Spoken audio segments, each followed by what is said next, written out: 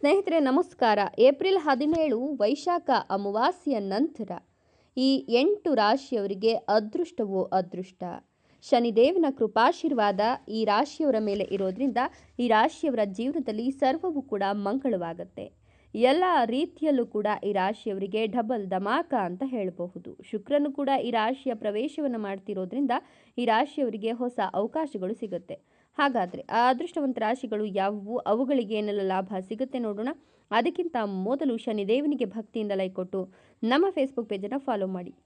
ಅದಕ್ಕಿಂತ ಮೊದಲು ಶನಿದೇವನಿಗೆ ಭಕ್ತಿಯಿಂದ ಲೈಕ್ ಕೊಟ್ಟು ನಮ್ಮ ಚಾನಲನ್ನು ಸಬ್ಸ್ಕ್ರೈಬ್ ಮಾಡಿಕೊಂಡು ಹಾಗೆ ಈ ವಿಡಿಯೋವನ್ನು ಎಲ್ಲ ಕಡೆ ಶೇರ್ ಮಾಡಿ.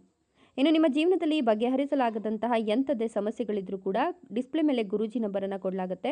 ಗುರೂಜಿಯವರಿಗೆ ಕರೆ ಮಾಡಿದ್ರೆ ನಿಮ್ಮ ಸಮಸ್ಯೆಗಳಿಗೆ ಪರಿಹಾರವನ್ನು ಸೂಚಿಸಿಕೊಡ್ತಾರೆ. ಹೌದು, ಇದೇ ಏಪ್ರಿಲ್ 17ರಂದು ವೈಶಾಖ ಅಮಾವಾಸ್ಯೆ ಇದ್ದು ಈ ಅಮಾವಾಸ್ಯೆಯ ನಂತರ 8 ರಾಶಿಯವರಿಗೂ ಕೂಡ ಅದೃಷ್ಟ ಖುಲಾಯಿಸುತ್ತೆ ಅಂತ ಹೇಳಬಹುದು. ಶನಿದೇವನ ಒಂದು ಕೃಪಾಶೀರ್ವಾದ ನಿಮ್ಮ ಮೇಲೆ ಇರೋದರ ಜೊತೆಗೆ ನಿಮಗೆ ಪ್ರತಿಯೊಂದು ಬದಲಾವಣೆಯೊಂದಿಗೆ ಹೊಸ ಅವಕಾಶಗಳನ್ನು ಕೂಡ ಶುಕ್ರನು ಕರುಣಿಸ್ತಿದ್ದಾನೆ ಅಂತ ಹೇಳಬಹುದು.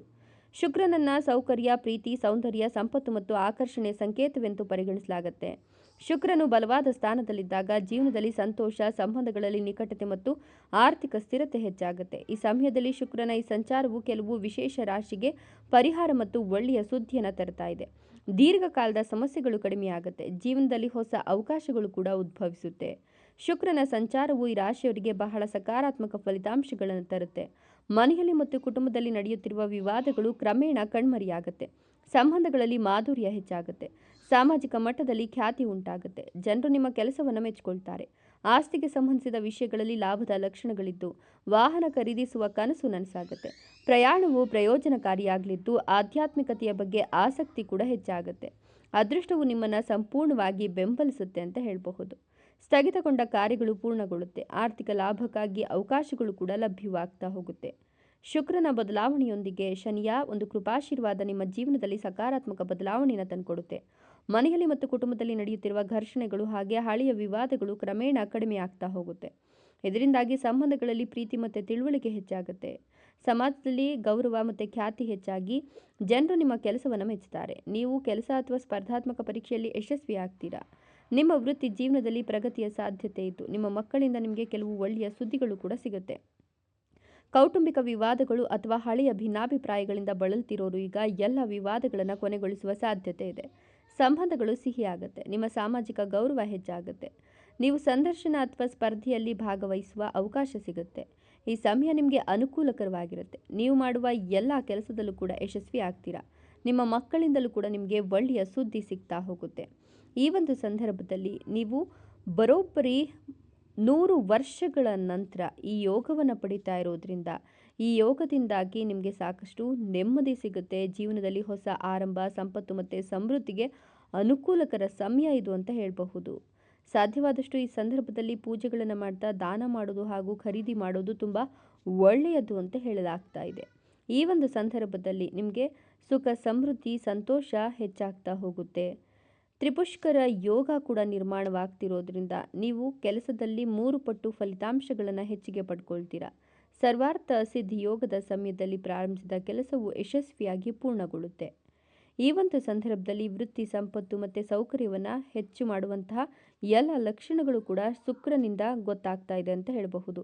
ಗೌರವ ಮತ್ತು ಆರೋಗ್ಯಕ್ಕೆ ರವಿ ಯೋಗವು ಅನುಕೂಲವನ್ನು ತಂದುಕೊಡುತ್ತೆ. ನೀವು ಈ ಒಂದು ಸಂದರ್ಭದಲ್ಲಿ ಖರೀದಿ ಮಾಡ್ತಕ್ಕಂಥ ವಸ್ತುಗಳು ನಿಮಗೆ ಸಾಕಷ್ಟು ನೆಮ್ಮದಿಯನ್ನು ತಂದುಕೊಡುತ್ತೆ. ಹೊಸ ಹೂಡಿಕೆಗಳನ್ನು ಮಾಡಲಿಕ್ಕೆ ವಿಶೇಷವಾಗಿ ಉದ್ಯಮಿಗಳಿಗೆ ಇದು ಒಳ್ಳೆಯ ಸಮಯ. ಒಟ್ಟಾರೆಯಾಗಿ ಹೇಳಬೇಕು ಅಂತ ಹೇಳಿದ್ರೆ ನಿಮ್ಮ ಜೀವನದಲ್ಲಿ ಶುಭ ಚಟುವಟಿಕೆಗಳು ಆರಂಭವಾಗ್ತಾ ಇದೆ. ಈ ಚಟುವಟಿಕೆಗಳು ನಿಮ್ಮ ಜೀವನದಲ್ಲಿ ಸಾಕಷ್ಟು ನೆಮ್ಮದಿಯ ಜೊತೆಗೆ ಒಂದಷ್ಟು ಹಣಕಾಸಿನ ಲಾಭವನ್ನು ಕೂಡ ತಂದುಕೊಡುತ್ತೆ ಅಂತ ಹೇಳಬಹುದು. ಈ ಒಂದು ಸಂದರ್ಭದಲ್ಲಿ ನೀವು ಹೊಸದಾಗಿ ವ್ಯಾಪಾರ ವ್ಯವಹಾರವನ್ನು ಆರಂಭ ಮಾಡಬೇಕು ಅಂದ್ಕೊಂಡಿದ್ರೂ ಕೂಡ ಆರಂಭ ಮಾಡಿ ಅದರಿಂದಲೂ ಕೂಡ ನೀವು ಸಾಕಷ್ಟು ಉತ್ತಮ ಫಲಿತಾಂಶಗಳನ್ನು ಕಂಡುಕೊಳ್ತೀರಾ. ಈ ಸಂದರ್ಭದಲ್ಲಿ ನೀವು ಈ ಹಿಂದೆ ಮಾಡಿದಂತಹ ಹೂಡಿಕೆಗಳು ಏನಿದೆ ಆ ಹೂಡಿಕೆಗಳಿಂದ ಸಾಕಷ್ಟು ಲಾಭದ ಜೊತೆಗೆ ಒಂದಷ್ಟು ಹಣಕಾಸಿನ ವಿಚಾರಗಳಲ್ಲಿ ನೆಮ್ಮದಿಯನ್ನು ಕೂಡ ಕಾಣ್ತೀರಾ ಅಂತ ಹೇಳಬಹುದು. ಜೊತೆಗೆ ಈ ಒಂದು ಸಂದರ್ಭದಲ್ಲಿ ನೀವು ಯಾವುದೇ ಕೆಲಸ ಕಾರ್ಯಗಳಿಗೆ ಕೈ ಹಾಕಿದ್ರೂ ಕೂಡ ಅವೆಲ್ಲವೂ ಕೂಡ ಯಶಸ್ವಿಯಾಗಿ ಪೂರ್ಣಗೊಳ್ಳುತ್ತೆ ಅಂತ ಹೇಳಬಹುದು. ನಿಮಗೆ ಬಂಪರ್ ಲಾಟ್ರಿ ಸಿಗುತ್ತೆ. ಬಿಂದಾಸ್ ಲೈಫ್ ನಿಮ್ಮದಾಗತ್ತೆ. ನಿಮ್ಮ ಧೈರ್ಯಶಾಲಿ ಆತ್ಮವಿಶ್ವಾಸ ಬಲವರ್ಧನೆಯಾಗತ್ತೆ. ಸಾಮಾನ್ಯವಾಗಿ ನಿಮ್ಮ ಜೀವನದಲ್ಲಿ ಸಂತೋಷ ಮತ್ತು ಶಾಂತಿ ನೆಲೆಸುತ್ತೆ ಅಂತ ಹೇಳಬಹುದು. ವಿಶೇಷವಾಗಿ ವಿದ್ಯಾರ್ಥಿಗಳ ಜೀವನದಲ್ಲಿ ವಿಶೇಷ ಲಾಭ ಕೂಡ ಸಿಗುತ್ತೆ. ಈ ರಾಶಿಚಕ್ರದ ಜನರಿಗೆ ಜೀವನದಲ್ಲಿ ಪ್ರಮುಖ ಬದಲಾವಣೆಗಳು ಆಗ್ತಾ ಹೋಗುತ್ತೆ. ನೀವು ಧೈರ್ಯ ಮತ್ತು ಶಕ್ತಿಯನ್ನು ಪಡೆಯೋದರ ಜೊತೆಗೆ ಅನಿರೀಕ್ಷಿತ ಆರ್ಥಿಕ ಲಾಭವನ್ನು ಕೂಡ ಅನುಭವಿಸ್ತೀರಾ ಅಂತ ಹೇಳಬಹುದು. ನೀವು ನಿಮ್ಮ ಜೀವನದಲ್ಲಿ ವಿಶೇಷ ಯಶಸ್ಸನ್ನು ಪಡೆದುಕೊಳ್ತೀರಾ. ನಿಮ್ಮ ಕೆಲಸದ ಜೀವನದಲ್ಲಿಯೂ ಈ ಸಮಯ ತುಂಬ ಅನುಕೂಲಕರವಾಗಿದ್ದು ನಿಮ್ಮ ಜೀವನ ಮೊದಲಿಗಿಂತ ಸುಧಾರಿಸುತ್ತೆ. ನಿಮ್ಮ ಜೀವನದಲ್ಲಿ ಒಂದಷ್ಟು ಉತ್ತಮ ತಿರುವುಗಳು ಹೆಚ್ಚಾಗ್ತಾ ಹೋಗುತ್ತೆ. ಆಮದು ಮತ್ತು ರಫ್ತು ಮುಂತಾದ ಕೆಲಸಗಳು ಸರಾಗವಾಗಿ ನಡೆಯುತ್ತೆ ಅಂತ ಹೇಳಬಹುದು. ವ್ಯಕ್ತಿತ್ವ ವಿಕಸನಕ್ಕೆ ಇದು ಅನುಕೂಲಕರ ಸಮಯವಾಗಿದ್ದು ವ್ಯಾಪಾರ ಮತ್ತು ವಾಣಿಜ್ಯಕ್ಕೆ ಇದು ಒಳ್ಳೆಯ ಸಮಯ. ಸಂಶೋಧನಾ ಕ್ಷೇತ್ರಗಳಲ್ಲಿ ವಿಷಯಗಳು ಸುಧಾರಿಸುತ್ತೆ. ರಿಯಲ್ ಎಸ್ಟೇಟ್ ಮತ್ತು ಆಸ್ತಿ ಸಂಬಂಧಿತ ವಿಷಯಗಳಲ್ಲಿ ಲಾಭ ಗಳಿಸುವ ವಿದೇಶಕ್ಕೆ ಹೋಗುವ ಅವಕಾಶಗಳು ಕೂಡ ಸಿಗ್ತಾ ಹೋಗುತ್ತೆ. ವಿದೇಶಿ ಪ್ರವಾಸಗಳು ಉತ್ತಮ ಫಲಿತಾಂಶವನ್ನು ನೀಡುತ್ತೆ. ವ್ಯಾಪಾರ ಕ್ಷೇತ್ರಗಳಲ್ಲಿಯೂ ಕೂಡ ಲಾಭದ ಸೂಚನೆ ದಟ್ಟವಾಗ್ತಾ ಇದೆ ಅಂತ ಹೇಳಬಹುದು. ಈ ಒಂದು ಸಂದರ್ಭದಲ್ಲಿ ನಿಮಗೆ ಈ ಒಂದು ಅಪರೂಪದ ಯೋಗ ನಿರ್ಮಾಣವಾಗ್ತಿರೋದ್ರಿಂದ ನೀವು ಏನನ್ನು ಮುಟ್ಟಿದ್ರೂ ಕೂಡ ಅದು ಚಿನ್ನವಾಗ್ತಾ ಹೋಗುತ್ತೆ. ಈ ಒಂದು ಸಂದರ್ಭದಲ್ಲಿ ನಿಮಗೆ ಹಣವು ಹಣ ಅಂತ ಹೇಳಬಹುದು. ಯಾಕಂತಂದರೆ ನಿಮ್ಮ ಜೀವನದಲ್ಲಿ ಹೊಸ ಆರಂಭ, ಸಂಪತ್ತು ಹಾಗೆ ಸಮೃದ್ಧಿಗೆ ಇದು ಬಹಳ ಅನುಕೂಲಕರ ಸಮಯವಾಗಿರೋದ್ರ ಜೊತೆಗೆ ನೀವು ಸಾಧ್ಯವಾದಷ್ಟು ದಾನ ಮಾಡಿ ಖರೀದಿಯನ್ನು ಮಾಡೋದು ಕೂಡ ಈ ಸಂದರ್ಭದಲ್ಲಿ ತುಂಬ ಒಳ್ಳೆಯದು ಅಂತ ಹೇಳಲಾಗ್ತಾ ಇದೆ. ನಿಮ್ಮ ಗೌರವ ಮತ್ತು ಆರೋಗ್ಯಕ್ಕೆ ರವಿಯೋಗವು ಅನುಕೂಲಕರ ಫಲಿತಾಂಶವನ್ನು ತಂದುಕೊಡುತ್ತೆ ಅಂತ ಹೇಳಬಹುದು. ಈ ಒಂದು ಸಂದರ್ಭದಲ್ಲಿ ವೃತ್ತಿ ಮತ್ತು ಯಶಸ್ಸಿಗೆ ಸಂಬಂಧಿಸಿದಂತೆ ನೀವು ಆತುರದ ನಿರ್ಧಾರಗಳನ್ನು ತೆಗೆದುಕೊಳ್ಳೋಕೆ ಹೋಗಬೇಡಿ. ಸಾಧ್ಯವಾದಷ್ಟು ಯೋಚಿಸಿ ಮುಂದುವರಿಯೋದು ತುಂಬಾ ಒಳ್ಳೆಯದು. ಈ ಸಮಯದಲ್ಲಿ ಚಿನ್ನ ಬೆಳ್ಳಿ ವ್ಯಾಪಾರದಲ್ಲೂ ಕೂಡ ಒಂದಷ್ಟು ನಷ್ಟಗಳು ಉಂಟಾಗುವ ಸಾಧ್ಯತೆ ಇದೆ. ಹೀಗಾಗಿ ಸ್ವಲ್ಪ ಯೋಚಿಸಿ ಮುಂದುವರಿಯೋದು ತುಂಬಾ ಒಳಿತು. ಒಟ್ಟಾರೆಯಾಗಿ ಹೇಳಬೇಕು ಅಂತ ಹೇಳಿದ್ರೆ ಹೂಡಿಕೆಗಳನ್ನು ಮಾಡಲಿಕ್ಕೆ ಇದು ಒಳ್ಳೆಯ ಸಮಯ. ಆದರೆ ತಿಳಿದು ನೋಡಿ ಮಾಡಿ ಹೂಡಿಕೆಯನ್ನು ಮಾಡೋದ್ರಿಂದ ಶುಭ ಫಲಗಳು ನಿರ್ಮಾಣವಾಗುತ್ತೆ. ಮನೆಯಲ್ಲೂ ಕೂಡ ಶುಭ ಚಟುವಟಿಕೆಗಳು ಆರಂಭವಾಗುತ್ತೆ ಅಂತ ಹೇಳಬಹುದು. ಇದು ನಿಮ್ಮ ಜೀವನದಲ್ಲಿ ಸಮೃದ್ಧಿ ಮತ್ತು ಸಂಪತ್ತನ್ನು ಹೆಚ್ಚಿಸುತ್ತೆ. ಈ ಒಂದು ಸಂದರ್ಭದಲ್ಲಿ ನೀವು ಹೊಸದಾಗಿ ವ್ಯಾಪಾರ ವ್ಯವಹಾರದ ಜೊತೆಗೆ ಮನೆ ಅಥವಾ ವಾಹನ ಖರೀದಿಯನ್ನು ಮಾಡಬೇಕು ಅಂದ್ಕೊಂಡಿದ್ರೂ ಕೂಡ ಖರೀದಿ ಮಾಡಿ. ಈ ಒಂದು ಸಂದರ್ಭದಲ್ಲಿ ನೀವು ಯಾವುದೇ ಕೆಲಸ ಕಾರ್ಯಗಳನ್ನು ಆರಂಭ ಮಾಡಿದ್ರೂ ಕೂಡ ಅದರಿಂದ ದುಪ್ಪಟ್ಟು ಲಾಭ ಸಿಗುತ್ತೆ. ನೆಮ್ಮದಿಯುತ ಜೀವನ ನಿಮ್ಮದಾಗ್ತಾ ಹೋಗುತ್ತೆ.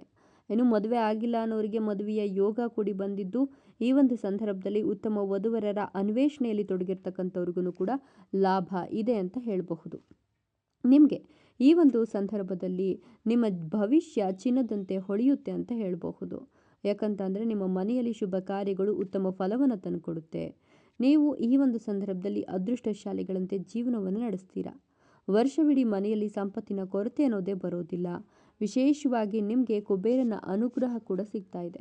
ಇಷ್ಟೆಲ್ಲ ಲಾಭ ಮತ್ತು ಅದೃಷ್ಟವನ್ನು ಇದೇ ವೈಶಾಖ ಅಮಾವಾಸ್ಯೆಯ ನಂತರ ಪಡಿತಿರ್ತಕ್ಕಂಥ ಅದೃಷ್ಟವಂತ 8 ರಾಶಿಗಳು ಯಾವುವು ಅಂದರೆ ಮೀನ ರಾಶಿ, ಕನ್ಯಾ ರಾಶಿ, ಕಟಕ ರಾಶಿ, ವೃಶ್ಚಿಕ ರಾಶಿ, ಧನು ರಾಶಿ, ತುಲಾ ರಾಶಿ, ವೃಷಭ ರಾಶಿ, ಮಿಥುನ ರಾಶಿ. ಇವುಗಳಲ್ಲಿ ನಿಮ್ಮ ರಾಶಿ ಇದ್ದರೂ ಇಲ್ಲದಿದ್ದರೂ ಭಕ್ತಿಯಿಂದ ಇಷ್ಟ ದೇವರ ಹೆಸರನ್ನು ಕಮೆಂಟ್ ಬಾಕ್ಸ್ನಲ್ಲಿ ಕಮೆಂಟ್ ಮಾಡಿ.